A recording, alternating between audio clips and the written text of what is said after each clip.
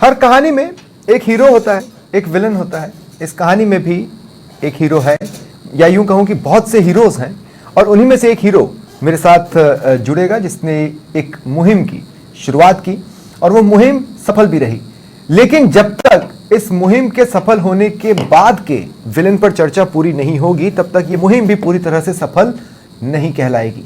ऐसे में क्या थी वो मुहिम और कौन है वो हीरो, ये सभी आपको जानना है। एक रिपोर्ट देखिए और फिर मैं मिलवाता हूं।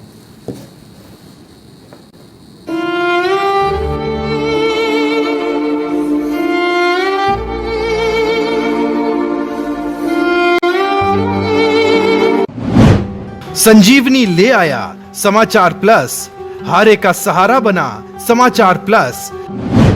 समाचार प्लस का मिशन जिंदगी सफल। समाचार प्लस की मुहिम ने कर दिया कमाल। मासूम को मिला नया जीवन। जिंदगी की दौड़ में आगे बढ़ेंगे मासूम के कदम। अब दुर्लभ बीमारी से जंग जीतेगा मासूम। दुर्लभ बीमारी की जंग समाचार प्लस का रहा संग। जिंदगी को मिली धार, समाचार प्लस बना सूत्रधार।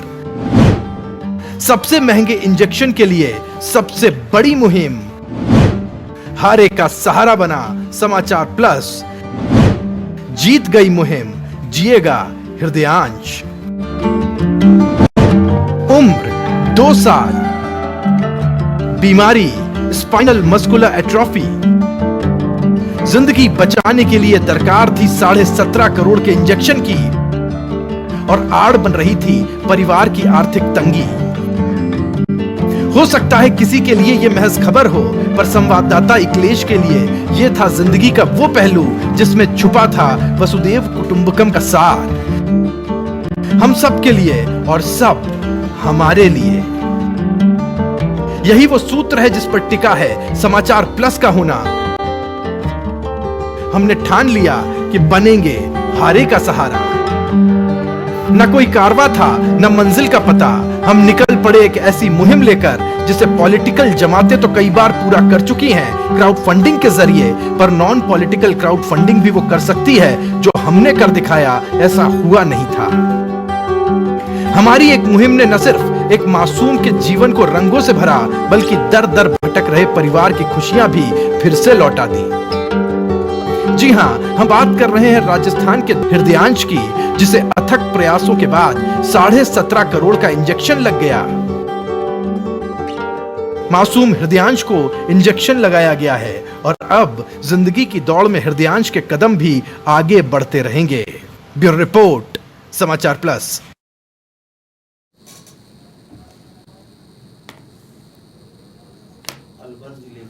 और बहुत कठिन ये सफ़र रहा है उस फैमिली के लिए भी जिनके बूते की बात नहीं थी। और सही मायने में इस देश में ऐसे कई लोग हैं, बल्कि मैं कहूँ कि बहुसंख्यक हैं, मेजॉरिटी में हैं, तो मैं गलत नहीं होऊंगा। जब इस तरह के हालात का सामना करना पड़े तो वो टूट जाते हैं, और किसी का साथ मिल जाए तो मंजिल बेहद नज़दीक आ जाती है। लेकिन वो मंजिल मिलने के बाद कुछ और सवाल हैं जिन पर बातचीत ज़रूरी होती है। मेरे साथ मेरे सहयोगी इक्लेश, जिन्हें मैं इस कहानी का हीरो कह रहा हूँ, जुड़ रहे हैं, और कुछ ही पलों में जैगम मुर्तज़ा जो कि समाजशास्त्री हैं और जितेंद्र यादव विषय विशेषज्ञ हैं, वो भी जुड़ेंगे। तो उन पहलुओं पर मैं आपसे बातचीत करूंगा और फिर मैं आपको बताऊंगा कि इस कहानी का विलन कौन है। लेकिन पहले हीरो समझ लेते हैं। इक्लेश, आपसे मैं शुरुआत कर रहा हूं। पहले दिन से आप तक ये खबर पहुंची, आप तक ये इंफॉर्मेशन पहुंची, आप मौके पर पहुंचे, तब से अब तक क्या लगता है आपको? एक शॉर्ट में अगर बता पाए क्या क्या हुआ, कैसे हुआ, कौन हीरो बना, किस तरह के विलन्स थे? जी स्वप्निल, आपको जानकारी देना चाहूँगा कि ये मामला 13 फरवरी को जब ये बच्चा चलने लगा था तो कई हॉस्पिटल्स में इसका ट्रीटमेंट चलाया गया। तो आखिर में जब इसकी जांच की गई फोर्टिस हॉस्पिटल में, तो उसमें ये जांच में ये सामने आया था कि इसके SMA नामक घातक बीमारी है जिसके 17.5 करोड़ रुपए का इंजेक्शन लगना है। जैसे ये रिपोर्ट आने के बाद पूरा परिवार गम में और चिंता में और एक तरह से मातम सा पूरे घर में परिवार में फैल गया था, क्योंकि परिवार मध्यम वर्ग का था। उसके पास ऐसी कोई सोर्सेज नहीं थे कि इतने 17.5 करोड़ रुपए इकट्ठा कर सके। तो इस जैसे ही मामला उछला, कोई इस परिवार का साथी नहीं बना, साथ देने वाला सामने नहीं आया। परिवार केवल ये आशा भरी नज़रों से देखता था कि कोई हमारा साथी बने, हमारी दुख को, पीड़ा को जनता तक, देश तक, भामाशाहों तक, मददगारों तक पहुंचाए। समाचार प्लस द्वारा मैं हृदयांश के गांव, जो अलवर ज़िले के कठुमर तहसील के मसारी गांव का रहने वाला है, घर पहुंचा। घर पहुंचकर जब देखा कि पूरे घर में रोटियां तो बनी हुई थी, सब्जियां बनी हुई थी, लेकिन उनके मुंह से निवाला उगलना भारी पड़ रहा था। केवल उनके आंखों में आंसू ही आंसू थे।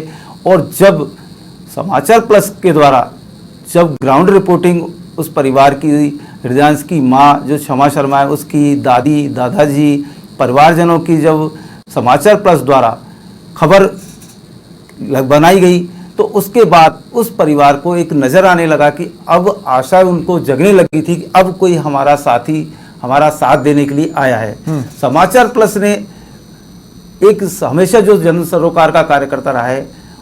जब मेरे द्वारा समाचार प्लस टीम मैनेजमेंट को उक्त खबर के बारे में बताया, तो channel head JP Sharma sir और पूरी टीम ने हाथों हाथ तुरंत प्रभाव से इस खबर को प्राथमिकता देते हुए हाईलाइट किया और ये कार्रवाई इतना बढ़ाया कि समाचार प्लस द्वारा लगातार इस मासूम हृदयांश की खबर तो सबसे पहले चलाई ही थी।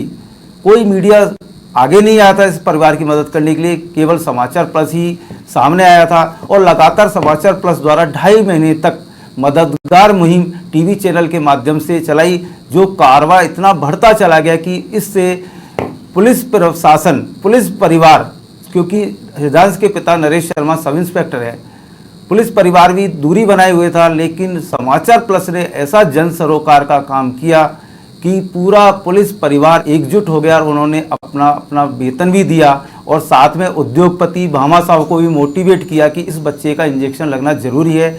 और ये कारवां बढ़ता चला गया। इसी में समाचार प्लस यहीं पीछे नहीं हटा।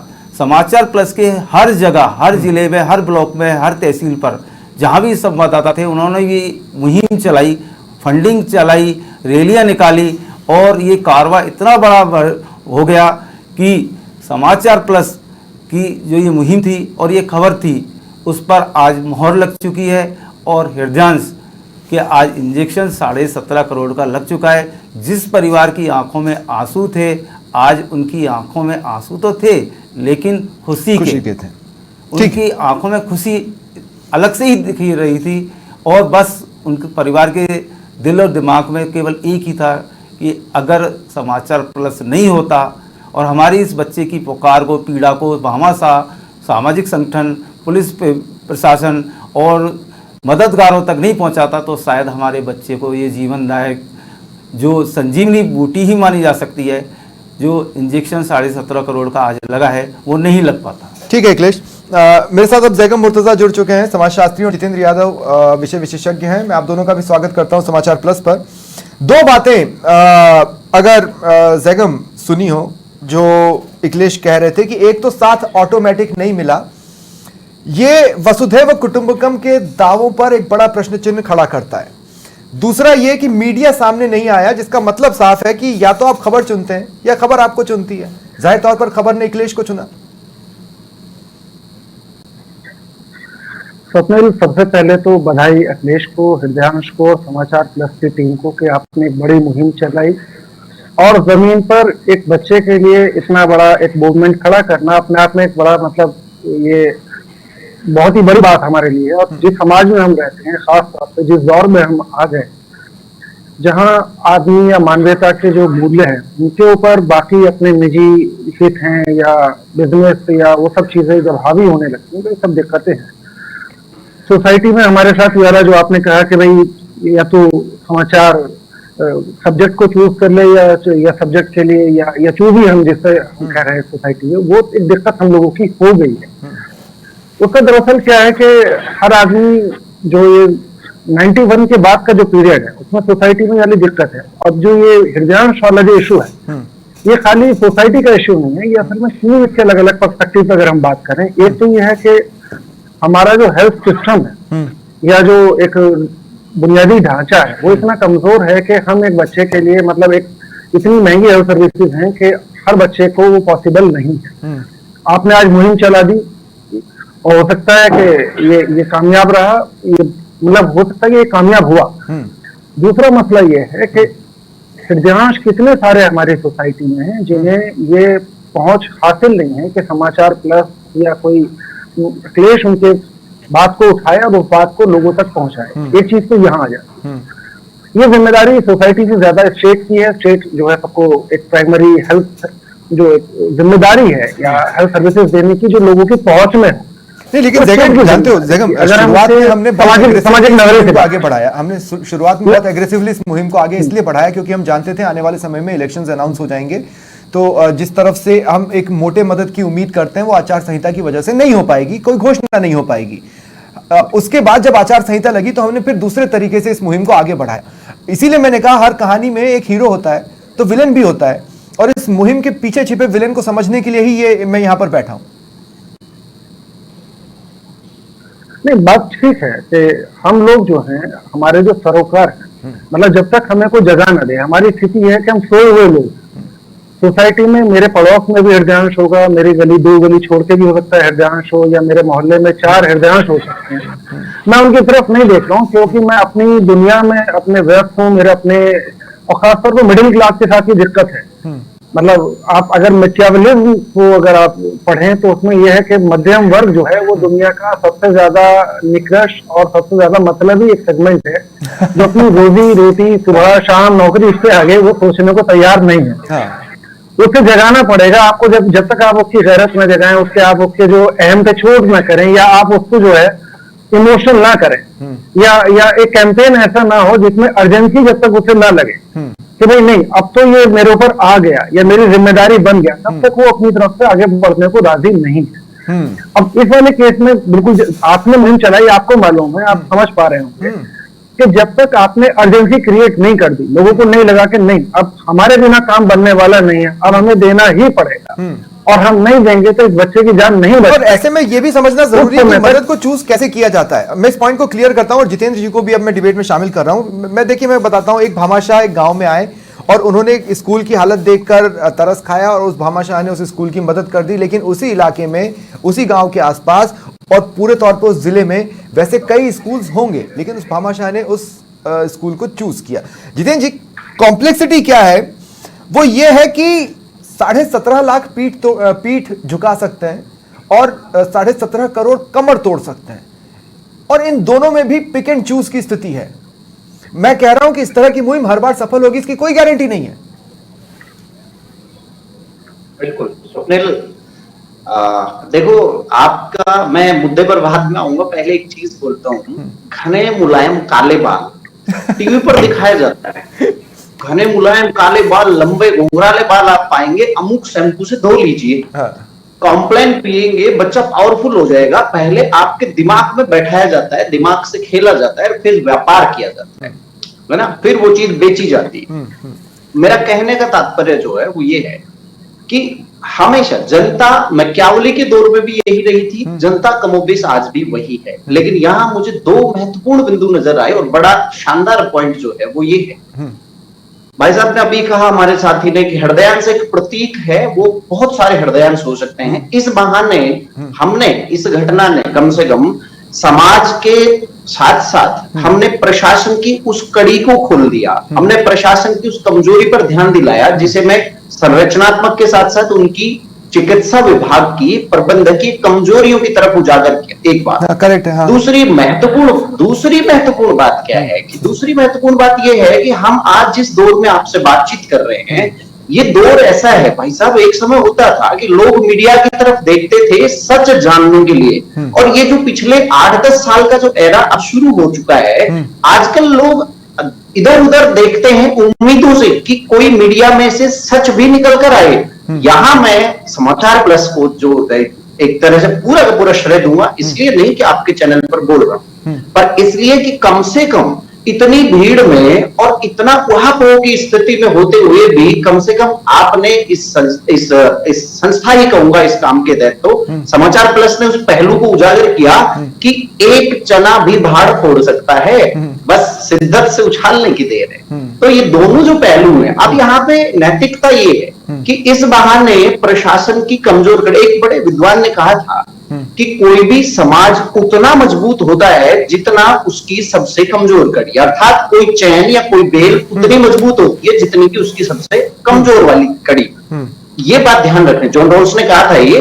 तो अब हमारी समाज में ये एक बड़ी महत्वपूर्ण कमी जो आपने फाइंड आउट की, देखिए वो मध्यम वर्गीय माता पिता थे, अब हमारा मध्यम वर्ग बहुत बड़ा है तो सैकड़ों हजारों हृदयांश होते हैं, पर मुद्दा ये है कि क्या प्रशासन कभी जागेगा, जबकि हम तथाकथित कहते हैं कि वेलफेयर स्टेट में रह रहे हैं। दूसरा है कि क्या मीडिया भी इस तरह के मूल्यात्मक चीजों को पकड़ के लाएगा, ऐसी नाजुक जिधर भाई यहाँ पर बात खत्म नहीं होती, बात मूल्यात्मक पर आकर खत्म नहीं होती, बात मूल्यात्मक पर आकर शुरू होती है। मैं देखिए, मैं इस बात को थोड़ा सा एक्सप्लेन कर देता हूं। मैं ये कह रहा हूं बहुत अच्छा तरीका था, ये कोई टीआरपी डिबेट तो है नहीं, मुझे कोई व्यूज नहीं मिलने वाले इस डिबेट के लिए, ठीक है। मैं एक बढ़िया पैकेज बनाता 8-9 मिनट का कि देखिए हमने क्या कमाल कर दिया है, और मैं इस पहलू पर बात नहीं करना चाहता कि आगे की मुहिम का क्या, भाई 50 मुहिम तो हमारी भी फेल हो सकती है। तो मैं ये कह रहा हूं, मैं उस पहलू पर आना चाह रहा हूं कि क्या 50 मुहिम की जरूरत है, और क्या 50 मुहिम को साइडलाइन कर कोई एक ऐसा डोर है जो मूल्यात्मक होने के बावजूद भी जरूरी ना पड़े कि मीडिया को इसमें भी बिजी होना पड़े, इसमें भी एंगेज होना पड़े। हालांकि मुझे गर्व है कि मैं इस पर एंगेज हुआ इसके बावजूद। स्वप्निल, देखो आपका जो सवाल है ना उसका सीधा ही जवाब है कि बिल्कुल, देखो ऐसा अभी दूर की कोड़ी नजर आ रहा है, बिना रोए तो मां भी कहते हैं दूध नहीं पिलाती, कहावत है, और ये लोकतंत्रों में बहुत ज्यादा होता है। हमारी भारतीय समाज का जो ढांचा है आपको उसको समझना पड़ेगा। हम भाई साहब अमेरिका में नहीं रहते हैं, सोसाइटी का अपना चाल चलन होता है और उसे संस्कृति बोलते हैं। संस्कृति वो नहीं जो आम आदमी समझता है, ये राजनीतिक संस्कृति।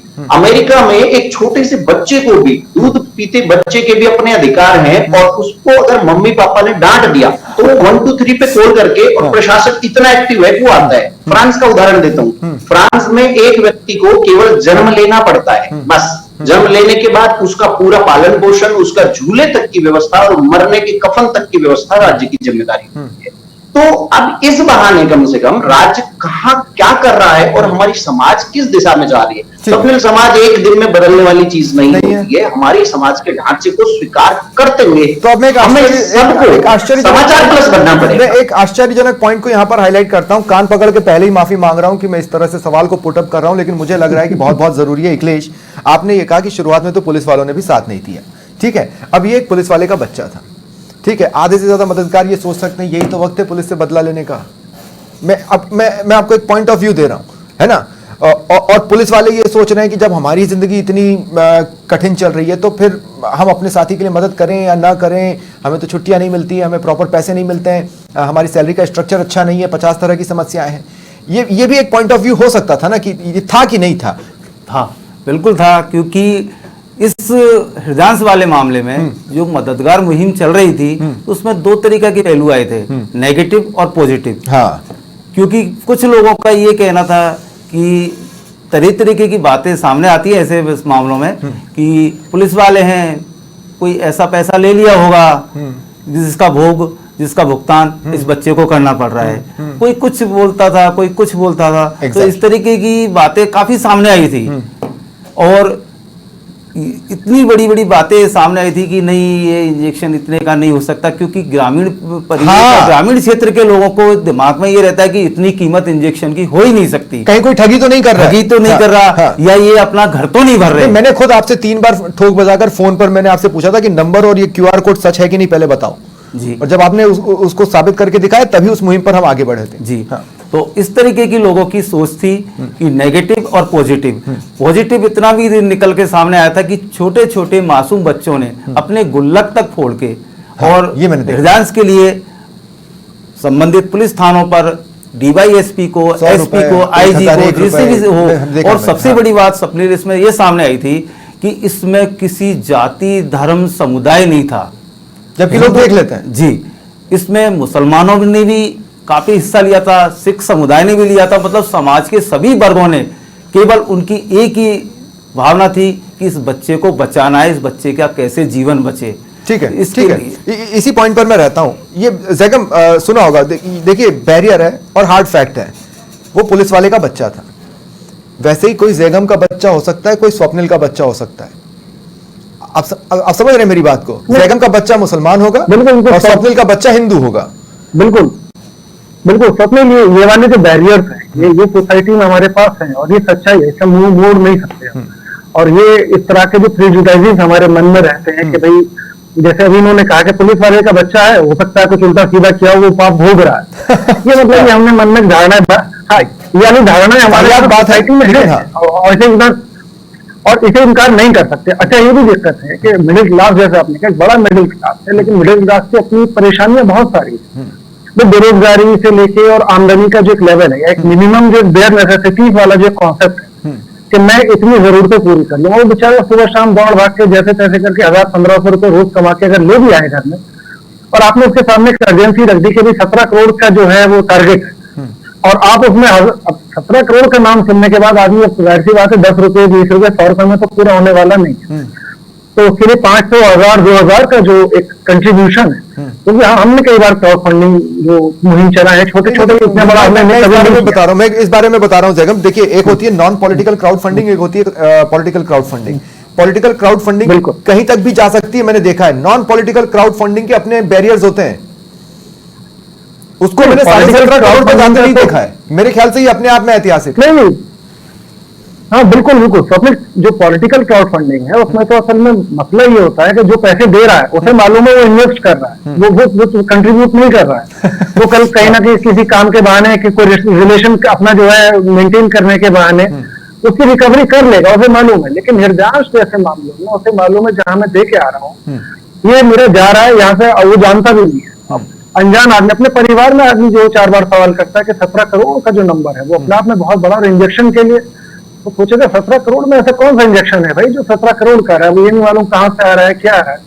और वो भी राजस्थान जैसी जगह में जहाँ सोसाइटीज में इंफॉर्मेशन और जो कनेक्टिविटी है और या जो इन सब चीजों के लिए थोड़ा सा जो अवेयरनेस की कमी है, तो वहां मैं तो पहले ही आपको बधाई दे रहा हूँ कि 17-17.5 करोड़ रुपए आपने टेलीविजन पे मुहिम चला के, अगर आप उसे कमर्शियल एस्पेक्ट में ना देखें, मतलब टेलीविजन के साथ दिक्कत क्या है, अब आप जो है अगर आप ये देखने लगते हैं कि मेरे 10 सेकंड का एडवर्टीजमेंट किया, 10 सेकंड का मेरा जो एयर टाइम जा रहा है उसका मेरा कितना लॉस होगा, कितने मैं अपने रिसोर्सेज लगा रहा हूँ, कितने मुझे रिपोर्टर लगाने पड़ रहे हैं, उसकी टीआरपी मेरे पास आएगी नहीं आएगी, मेरे पास उसके बदले में बिजनेस आएगा नहीं आएगा, मैं जो मुहिम चला रहा हूँ उसका सोसाइटी में इम्पैक्ट होगा या नहीं होगा। नहीं, ये पहले दिन से, मैं ये जरूर बता देता हूँ कि पहले दिन से लगातार 1.25 मिनट का एक प्रोमो जो हमने बनाया हुआ है वो हर ब्रेक में चलता था, कल तक चलता रहा। आज वो प्रोमो हटा है। जितेंद्र भाई, मेरा आपसे सवाल है, जितेंद्र भाई मेरा आपसे सवाल है, मैं आपसे ये पूछ रहा हूँ कि एज अ ब्राह्मण, अगर मैं किसी ब्राह्मण फैमिली के बच्चे को परेशानी में देखूंगा तो हो सकता है कि मैं अपना 1000 रुपए निकालूं, किसी और कास्ट में हो सकता है 700 निकालूं, किसी और कास्ट में 500 रुपए निकालूं, ऐसा होना नहीं चाहिए। और किसी पर्टिकुलर केस में मैं उसे 1500 तक भी ले जाने को तैयार हो जाऊंगा। ये सारे फैक्टर्स एक साथ अगर अलाइन हो रहे हैं तो क्या क्लिक कर रहा है, और जहां नहीं होते हैं वहां क्या अनक्लिक हो रहा है?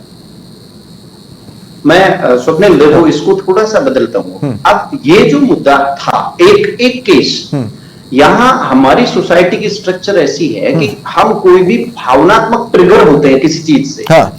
हम भावनात्मक ट्रिगर हो जाते हैं, लेकिन मुद्दा ये है कि ये प्रतीक है, ये बीमारी है समाज में। एक केस था, सैकड़ों हजारों केस हो गए, तो क्या हर जगह ये काम करेगा? पर ये भी चर्चा का विषय होना चाहिए। हाँ। तो ऐसे में एक बड़ी भूमिका किसकी है? ये ठीक है, नैतिकता बस एक समाचार प्लस ने अग्रज बन के ये एक बानगी रख दी लोगों के सामने कि ऐसा भी किया जा सकता है। बट मुद्दा ये नहीं है। मुद्दा ये है कि अगर तुरंत दूसरे दिन, तीसरे दिन के ऐसे 10 केस मुझे भी याद है, तो आप देखिए क्राउड फंडिंग का स्केल डाउन होता जाता है। वो डाउन हो जाता है। एक दौर आता है कि लोग उसमें रुचि लेना बिल्कुल बंद कर देते हैं। ऐसे 10 केस है मेरे ध्यान में। तो अब प्रश्न ये है कि एक बार हर जगह देखिए, ध्यान रखना, हर बड़ा बड़ा विद्वान कहता है कि हर व्यक्ति में एक गुड होता है, विल होती है, गुड विल जिसे बोलते हैं, कि एक गुड का थॉट होता है हर व्यक्ति में। ऐसी एक मीडिया में भी था, एक समाचार प्लस के रूप में। पर क्या इसने जो चिंगारी लगाई, इसे हमारा राज्य और प्रशासन इसका कोई समूल हल निकाल पाएगा? प्रश्न यहाँ, चर्चा यहाँ केंद्रित होनी चाहिए। कल को यदि कोई और बच्चा इस तरह निकल के आता है तो जरूरी नहीं कि इस तरह की क्राउड फंडिंग हो, क्योंकि भाई साहब ने, जैकब ने बताया कि हर व्यक्ति अपने जिंदगी में दिनों दिन की उनमें बिजी रहता है। तो अरे भाई, राज्य को व्यक्तियों ने बनाया क्यों था? फिर वेलफेयर स्टेट क्या है? हाँ। अब ये जो हमारी आज की चर्चा है, ये उन गलियारों और उन कानों तक भी पहुंचनी चाहिए Exactly. जिन पर जो परोकार लिख के बैठे हैं, जिन पर मतलब हमारी जिम्मेवारी है कि नीतिगत फैसले ऐसे हों। हमारे सिस्टम में सुधार की जरूरत है। एग्जैक्टली वेलफेयर स्टेट जब आप कहते हैं तो वो वेलफेयर स्टेट बने, और इसीलिए ये केस एक टेस्ट केस होना चाहिए क्राउड फंडिंग के लिए भी, चैनल्स के लिए भी। हाँ जैगम। हाँ, इसमें एक चीज और है। अब ये देखिए, आपने कहा कि बच्चे के जो पेरेंट्स हैं पुलिस डिपार्टमेंट में, हाँ। आप वेलफेयर स्टेट छोड़ दीजिए, एक डिपार्टमेंट के पास एक ऐसा फंड या ऐसा पूल नहीं है कि अपने डिपार्टमेंट के किसी बच्चे को या अपने स्टाफ के किसी बच्चे में या किसी मेंबर के लिए या हेल्थ केयर का कोई ऐसा प्रोसीजर या ऐसा कोई इंश्योरेंस या ऐसा कोई उनका सेटअप नहीं है कि उन्हें क्राउड फंडिंग के लिए आम लोगों के बीच में जाना पड़े। लेकिन जैगम 17.5 करोड़ कौन सा इंश्योरेंस कवर करता है? और सबसे मजबूत नहीं यार, नंबर वाइज देखें, सबसे मजबूत डिपार्टमेंट, पुलिस से बड़ा मजबूत डिपार्टमेंट कौन हो सकता है अगर वो स्ट्रगल कर रहा है स्टेट के सामने या 17.5 करोड़ के लिए? तो फिर आप समझ लीजिए जो बाकी और जो कमजोर तबके हैं या जो और डिपार्टमेंट हैं या जो ऐसे लोग हैं जो मध्यम वर्ग हैं, जो बेचारे सुबह शाम रोजी रोटी या एक और चीज है, देश भर के अगर अपने एक दिन की सैलरी भी इसमें पुटअप कर देते तो ये 17.5 करोड़ तो मेरे ख्याल से 2 या 3 दिन में पूरे हो सकते थे। और लेकिन इस पुलिस का टॉप बॉस कौन है? वो तो स्टेट गवर्नमेंट है ना। इसीलिए मैं कह रहा हूं कि ये बहुत प्रॉपर डिस्कशन है, और ये होना इसलिए जरूरी था क्योंकि ये केस एक टेस्ट केस बनना चाहिए और इस टेस्ट केस को आगे के लिए सॉल्यूशन लेकर सामने आना चाहिए। इसीलिए हम ये चर्चा हमने बुलाई थी। लेकिन इसमें से विलेन कौन है, विलेन का पहलू कौन सा है, वो तो सामने आया है। हीरो का पहलू हम पहले ही सामने रख चुके हैं। जितेंद्र भाई, आज समय खत्म हो चुका है, लेकिन इस पर और भी अलग से भी चर्चा करेंगे और कभी स्क्रीन पर भी चर्चा करेंगे। बहुत बहुत शुक्रिया आप सभी का मेरे साथ जुड़ने के लिए।